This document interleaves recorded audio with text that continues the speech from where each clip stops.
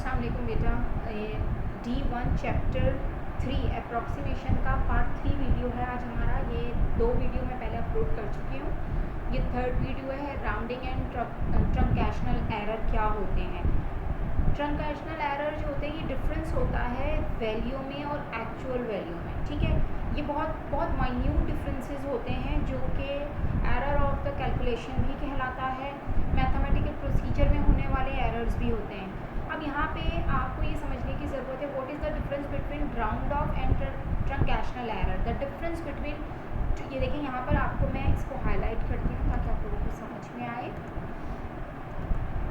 Okay, देखिए बेटे, यहाँ पर हमारे पास है द डिफरेंस बिटवीन 200/3 एंड 66.6667।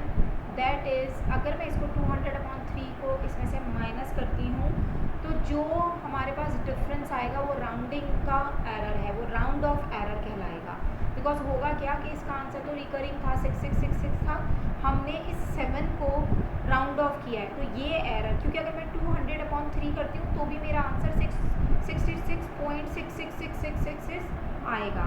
लेकिन मैंने क्या किया, मैंने यहाँ पर उसको राउंड ऑफ कर लिया, तो जो इन दोनों के बीच में डिफरेंस आएगा वो राउंडिंग ऑफ का एरर कहलाएगा, वो ट्रंकेशनल एरर नहीं कहलाएगा। बिकॉज ये जो होता है ये अप्रॉक्सीमेशन का डिफरेंस होता है। ट्रंकेशनल एरर में हमने मैथमेटिकल प्रोसीजर में जो अप्रॉक्सीमेशन किया होता है उस डिफरेंस को हम ट्रंकेशनल एरर कहते हैं। ये वर्क एग्जाम्पल 5 में आपको और अच्छी तरह समझ आ जाएगा। अब वर्क एग्जाम्पल 5 करते हैं। अच्छा, वर्क एग्जाम्पल 5 है पेज नंबर 69।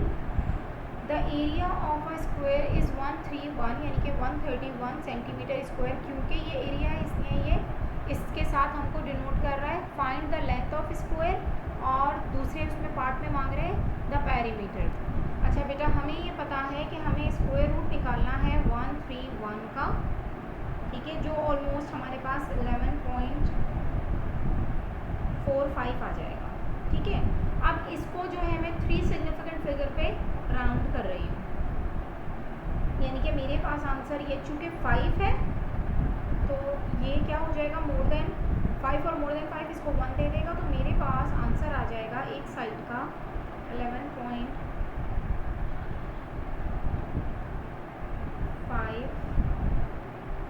सेंटीमीटर, ठीक है। ये मेरे पास राउंड ऑफ करके मेरा आंसर यही आना चाहिए।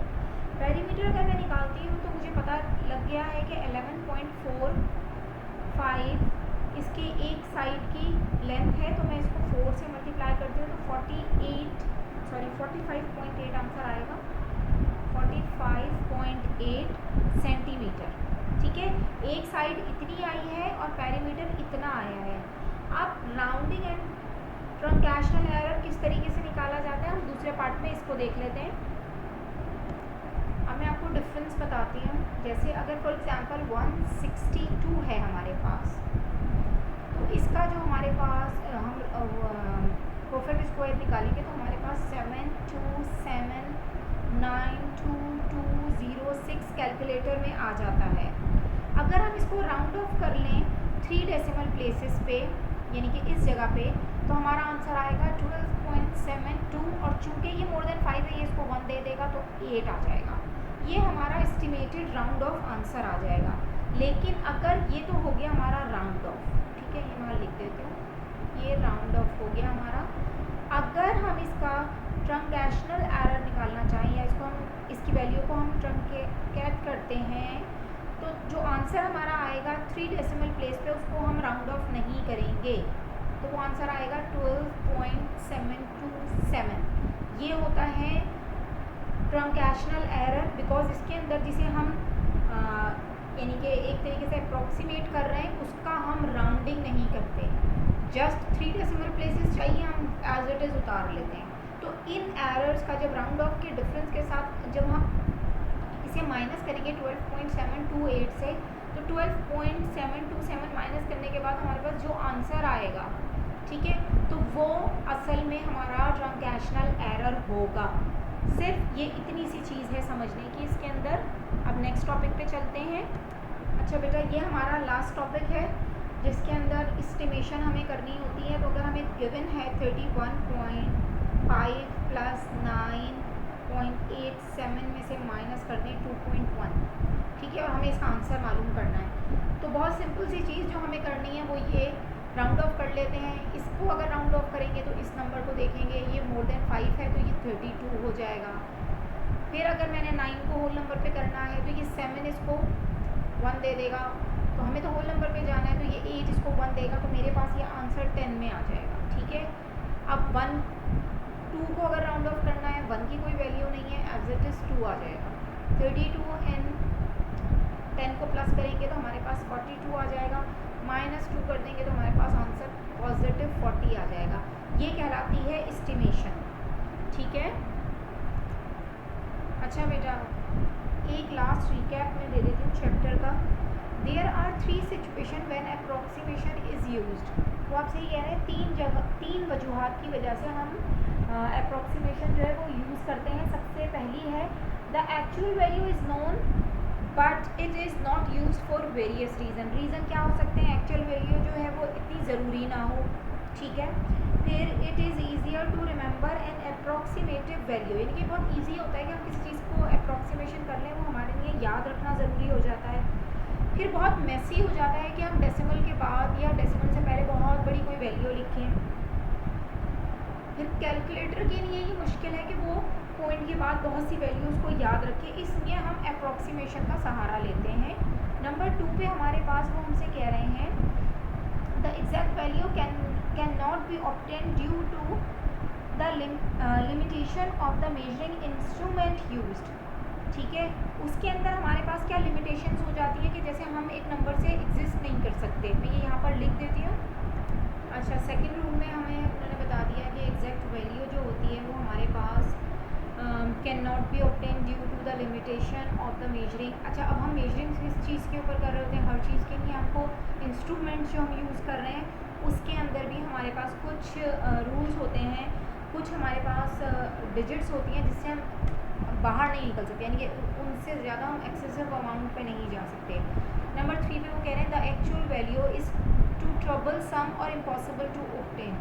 होता क्या है कि कुछ एक्चुअल वैल्यू जो होती हैं वो बहुत ज़्यादा मुश्किल होती हैं, तो उसको हम यानी कि इन शॉर्ट कर लेते हैं। जैसे अगर हम ग्राम्स में कोई काम कर रहे हैं तो हम उसको एस्टिमेशन करके हम उसको केजीज़ में ले जा सकते हैं।